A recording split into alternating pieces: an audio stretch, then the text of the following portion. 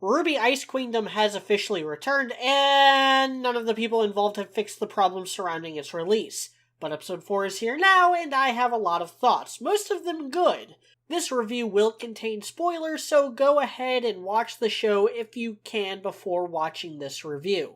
I'm only going to say this one more time because I'm sure this is going to be a persistent problem with the series. While a 2D anime version of RWBY is appreciated, Shaft has yet to really win me over. Scenes are either over-animated or under-animated with no consistent balance in its direction. RWBY has always lent itself to various art styles, but this is just not working. Nowhere is that more apparent than in the series opening, which takes the laziest route possible, stitching together scenes from the series with little rhyme or reason. This is not a problem RWBY has ever had. In fact, it's often broken anime tradition by having the fights in the show proper look miles better than their opening counterparts. So color me shocked to admit that the story is picking up the slack for once.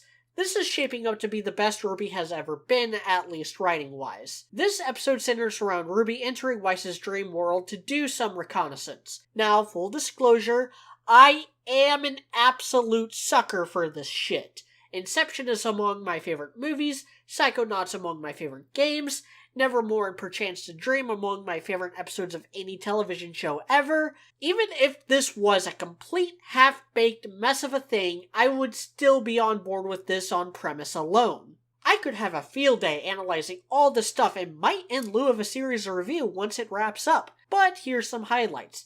Klein's 7 personalities are all separate entities fulfilling unique roles within the Ice Queendom. Weiss is a militant princess. Jacques is a king dictator, always watching and always looking down on Weiss. Whitley is a sniveling bat instead of a sniveling brat. Weiss Schnee is little more than a cackling shadow. Winter is a book. Jean, Ren, Nora, and Team Cardinal are all imprisoned dummies deemed too foolish to let out into society. And RWBY looks like a pro surfboarder.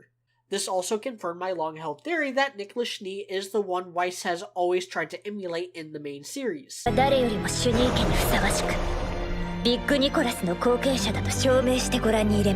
It's just so much easier to learn about people when they are vulnerable, exposed to the elements, maskless, and all that other stuff you get with this kind of scenario. This episode in particular was focused on getting us familiar with Weiss's inner mindscape, so not much happened until the end when RWBY and Weiss faced off.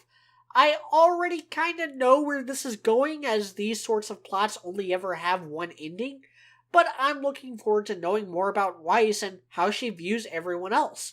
I'm Mediocrity4, thanks for watching.